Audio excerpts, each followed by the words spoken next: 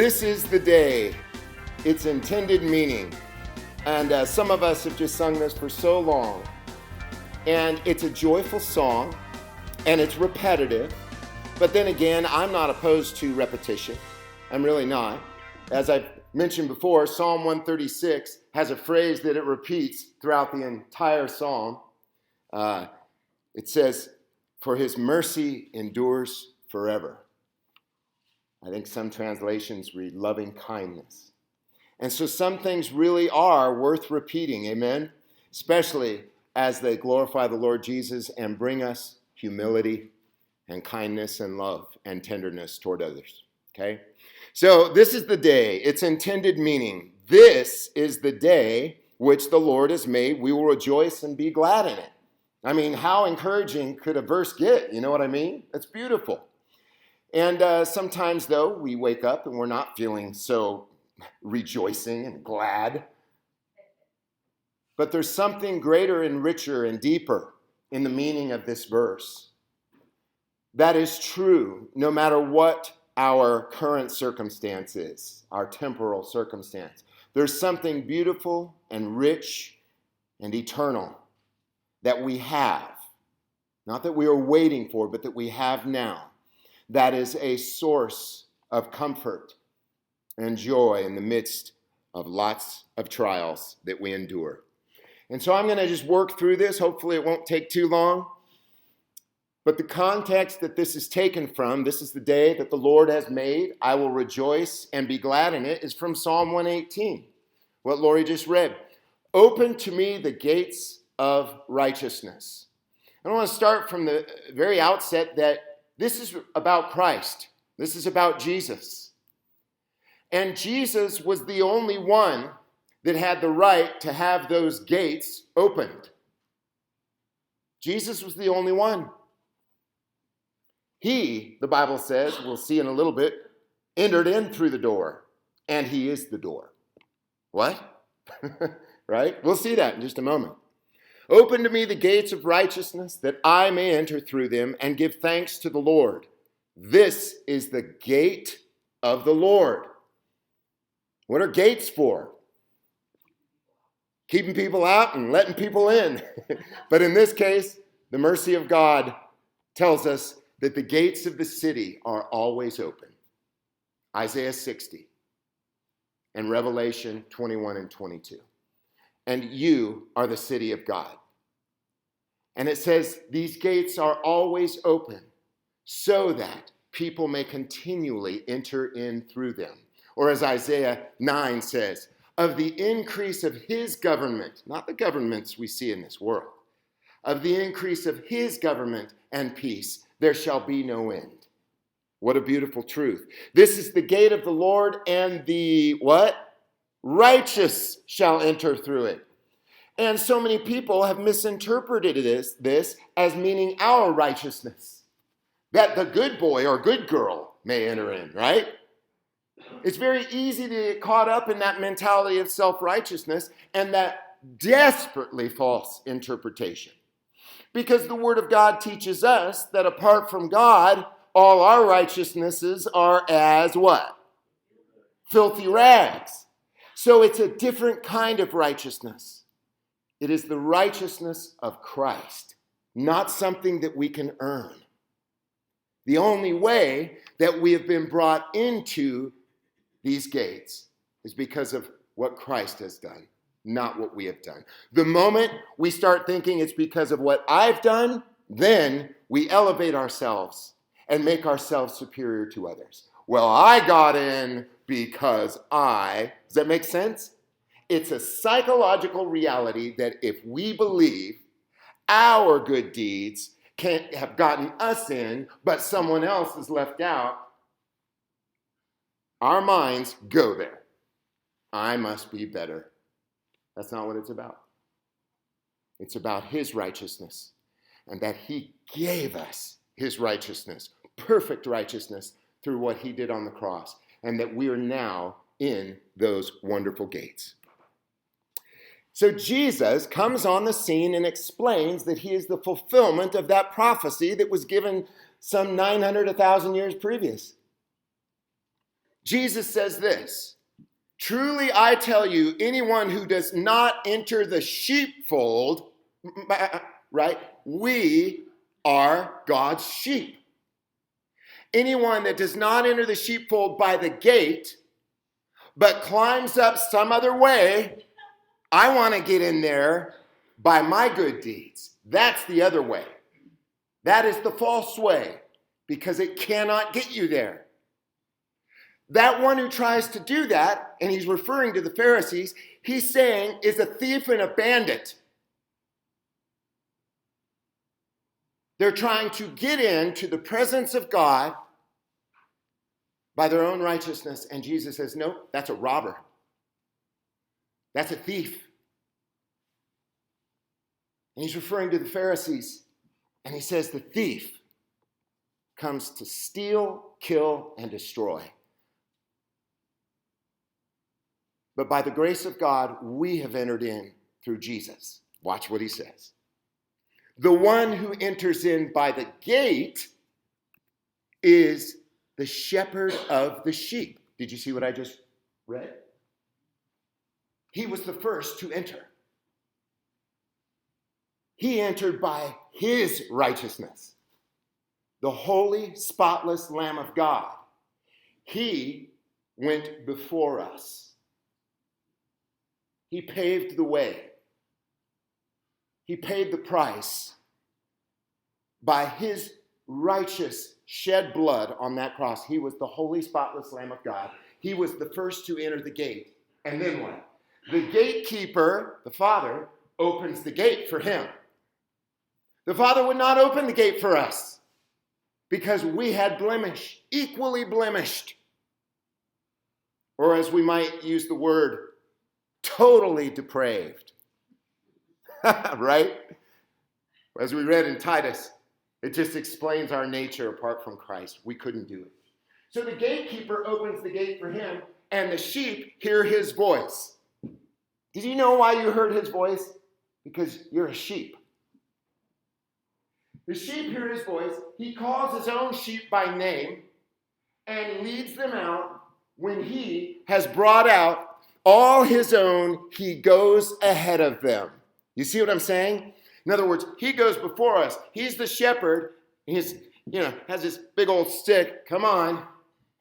You got, come back. Right? Because we were going astray. All we like sheep have what?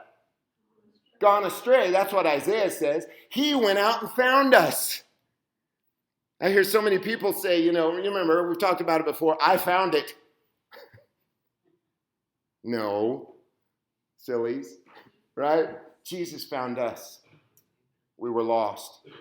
Ezekiel 34 says that on that day, on that cloudy and dark day, how appropriate, the Bible says on that cloudy and dark day, the shepherd comes among his sheep and gathers them from the place where they were scattered.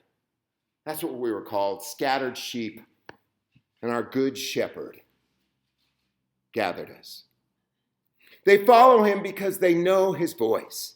They will not follow a stranger. The Pharisees were the strangers, saying, do this, behave, and God will accept you. But they run from him because they do not know the voice of strangers. We don't trust self-righteousness, and we don't trust those who proclaim self-righteousness. We trust those who proclaim grace, God's forgiveness, God's mercy. Jesus used this figure of speech with them, but they did not understand what he was saying to them. So again, Jesus said to them, very truly, I tell you, read that with me, I am the gate for the sheep. All who came before me are thieves and bandits, but the sheep did not listen to them. I am the gate. How many times does Jesus have to say, what do you see? Open to me the gates of righteousness. That's Jesus talking. That I may enter through them and give thanks to the Lord. This is the gate of the Lord. That's Jesus. Amen. Isn't that beautiful? I am the gate. Whoever enters by me will be saved. He said the same thing in John 14:6. I am the way, the truth, and the life. No one comes to the Father but by me. So our focus is not on self-righteousness, not on our works, but by Christ, who is the gate and the way and the light and the bread of life and the resurrection, the living waters. Whoever enters in by me will be saved and will come in. This is a beautiful picture, right? And some people are so weird about this. It's like, do you want to be depressed? Right? They go like this. Oh, see, we can go in and out, like go back in and out of the gate. No. Come on. It says, whoever enters in by me will be saved, will come in through the gate and go out and find pasture. Does everybody get it? That's what it's saying. It's not saying you go back out. I mean, who is going to go out after finding the beauty and love and mercy of Jesus? Amen? I mean, I just think that rocks. Seriously, I think that's just beautiful. There's joy in this. And so here, I thank you that you have answered me and have become my salvation. The stone that the builders rejected, the Pharisees rejected Jesus, has become the chief cornerstone. Look what the Bible says. Jesus is talking to the Pharisees, and he says this in Matthew 21. Have you never read in the scriptures?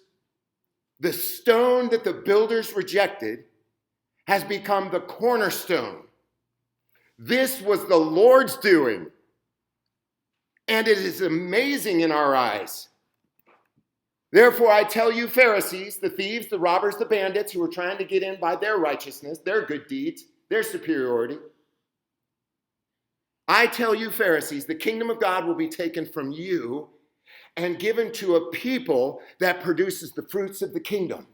And that word there, people, is the Greek word ethnos, a nation. Peter says, you are a holy nation. He says, you are built up a spiritual house. 1 Peter 2 says, we are a spiritual house built upon the stone that the builders rejected. We're built upon Jesus. He's our foundation. So when we sing the song, on Christ the solid rock I stand, all other ground is what? That's the other ground of self-righteousness. Why does he liken it to sinking sand? Because no matter how well you perform, when those waves come in, it's shifting. And you fall, and you have to try and build it back up, and try and build it back up, and it keeps getting torn down. But we're built on the solid rock of Jesus and his righteousness, not ours.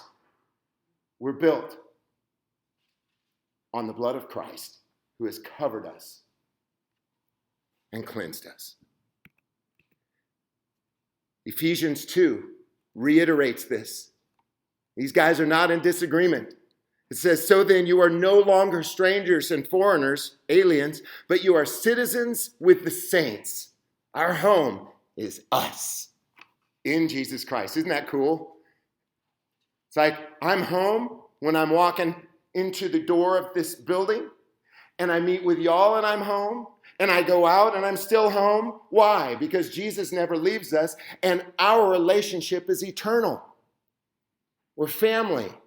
We're his kids, his kiddos, his children. Be nice to one another, amen? We're members of the household of God, built upon the foundation of the apostles and prophets with Christ Jesus himself as the what? Cornerstone. Dang, I like that. Now we know what the phrase means. This is the day that the Lord has made. It is a new day. It is a new covenant. We are living in this beautiful new day that the Lord has made. We are a new creation in Christ Jesus. The light of Christ has shined. The Bible says the day star has arisen in our hearts. That's Jesus. He is the light of the world. The Bible says, and I've quoted it so many times out of Isaiah 9, especially at Christmas time, the people under the old covenant, the people who sat in darkness have seen a great what? Light. That's Jesus. This is the day the Lord has made. Let us rejoice and be glad in it. And then it says this interesting phrase, save us. In the Old Testament, they were longing for salvation. Save us, we beseech you, O Lord. O Lord, we beseech you, give us success. In other words, for them, success was salvation, deliverance, forgiveness. They were looking forward to that. That's the greatest success ever. We are totally successful. Seriously. Even with rodents and all that, we are completely successful. The success is that we're forgiven and given new life. But interesting, this word here, save us, is the Hebrew word Yoshana. It's where we get our word Hosanna, right? It means save now, save us.